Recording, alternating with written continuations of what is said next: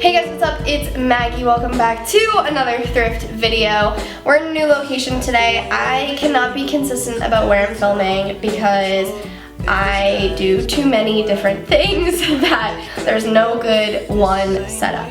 Today I'm going to be doing some thrift flip things, which if you don't know what a thrift flip is, it's literally you get a piece of clothing from a thrift store that isn't the cutest thing in the world or that you want to make cuter, and then you flip it into something that you would actually wear.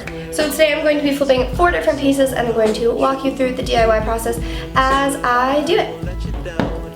Okay, so the first thing that I'm going to be DIYing is one of these like half shirt things. I talked about this in one of my videos with Marcus actually, and I bought a Red Sox shirt and a Yankees shirt and I wanted to put them half and half together because I thought that would be funny, and I did that today. So I have all the clips, but I wasn't talking in the clips because my mom was helping me, so I'm just going to walk you through what I did and I'm going to overlay those clips here. So, first thing that you're going to need for this DIY is a cutting mat, a ruler, 2 t-shirts of your choice, a rotary cutter, and a sewing machine. So the first step that I did is I took one of the shirts and I put the cutting mat actually directly inside of the shirt, and I took my ruler and I measured across the shirt to see what would be half. I then added an inch onto it to give myself some seam allowance for when I would sew the 2 shirts together.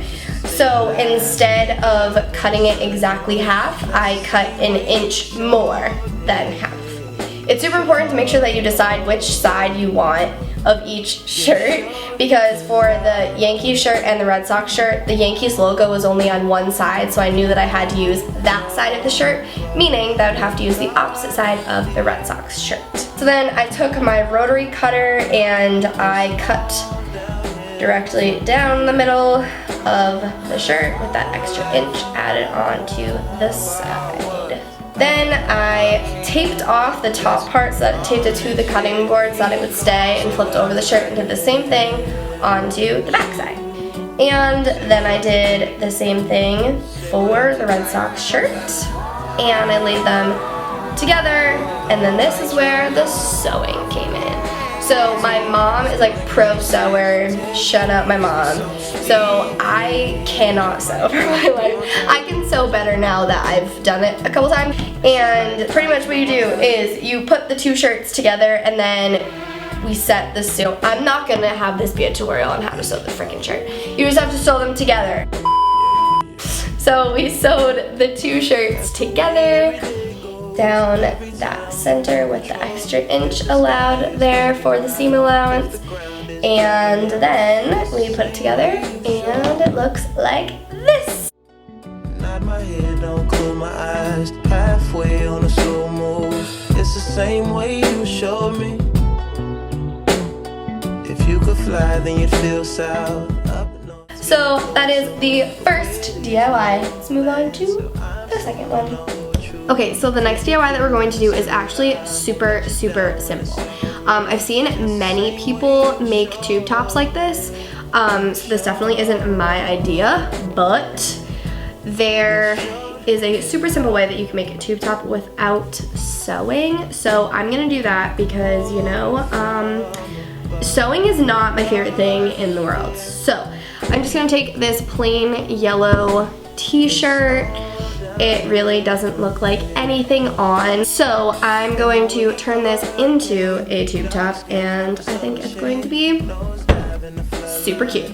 So first thing that you're going to do is start by cutting off just the bottom part of the t-shirt, depending on how big you want your tube top, like how long you want it. You can either start super up high by where the bottom of the sleeves are, or if you want it smaller, you just work your way down. So I'm just gonna cut right here, and once I cut across there, you're going to have a tube of your t-shirt fabric.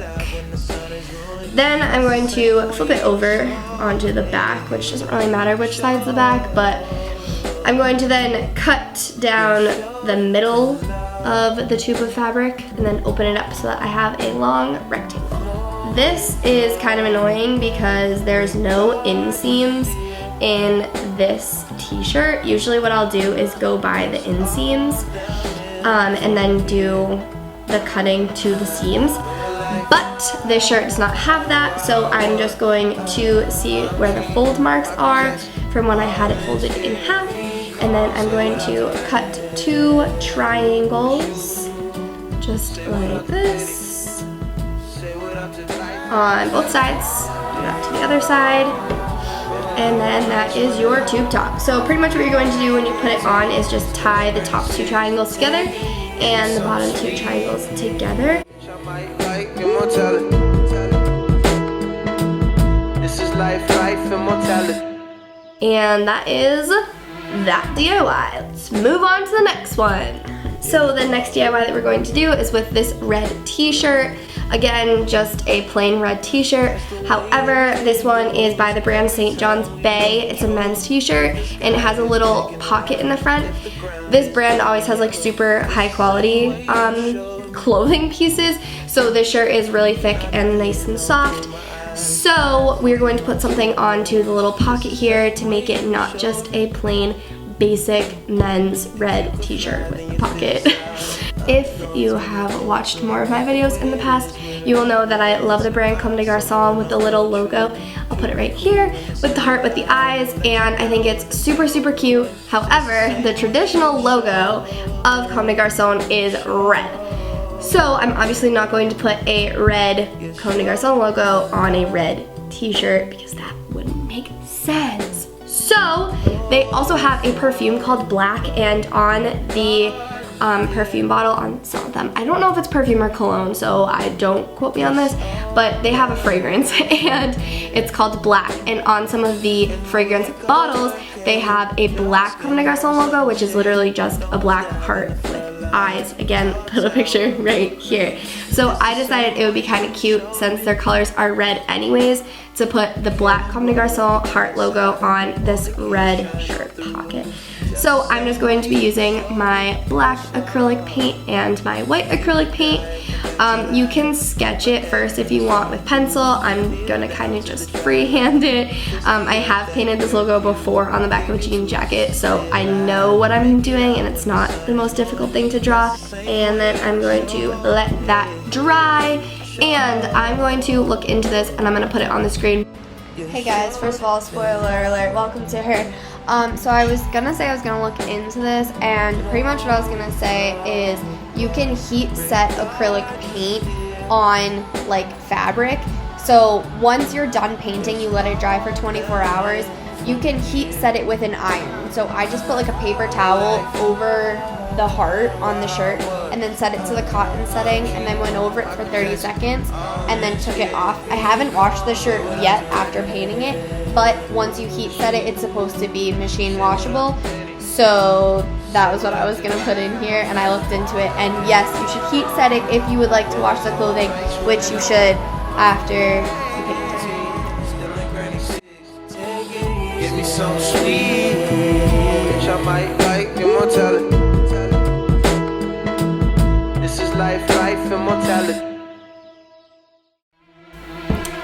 Moving on to the next DIY.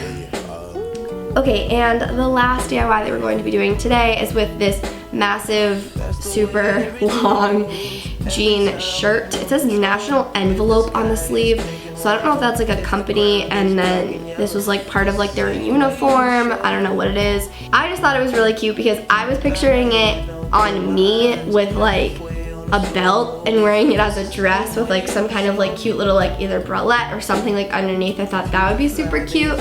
So I'm gonna show you how it looks styled at the end of this, but I think it's absolutely adorable. But there's nothing really going on with it. And I was telling myself that I wouldn't buy any more jean jackets because I love painting and doing things to the back of jean jackets, but I have like 8 of them, so I really don't need any more jean jackets. So I felt like this is like a good compromise to myself. That's not a jean jacket, but it's that same jean material that I love painting on so much. So I am going to, on the top back here, right above this seam, I want to write Avid Dreamer on it. So for this specific DIY, what I'm going to do is go on my computer and I'm going to find a font that I like. And there's a website that I feel like everyone already knows about this website. I used to use it in like middle school, but it's called dafont.com, and you literally can look up any font you could dream of, and there's so many different fonts. So I'm gonna find a font that I really like, and I'm going to write Avid Dreamer in that font, print it out, and then cut it out with an X-Acto knife or just with scissors and trying to make it look as perfect as possible. And then I'm going to trace it onto the jean fabric. So then I'm going to just go in with a skinny paintbrush and my white acrylic paint and paint into that outline that I traced and take my time.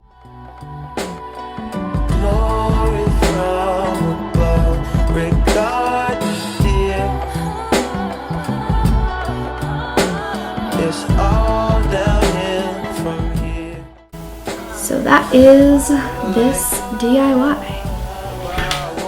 Thank you guys so much for watching this little thrift flip video with me. I've never done one of these, like actually filmed them. I always like end up flipping things, but I never really filmed myself doing them, except for like one denim jacket that I filmed that people seem to really like. So if you would like to see more videos like this, you can leave a like down below, comment which your favorite thrift flip is that I've made in this video, and I will see you guys next week.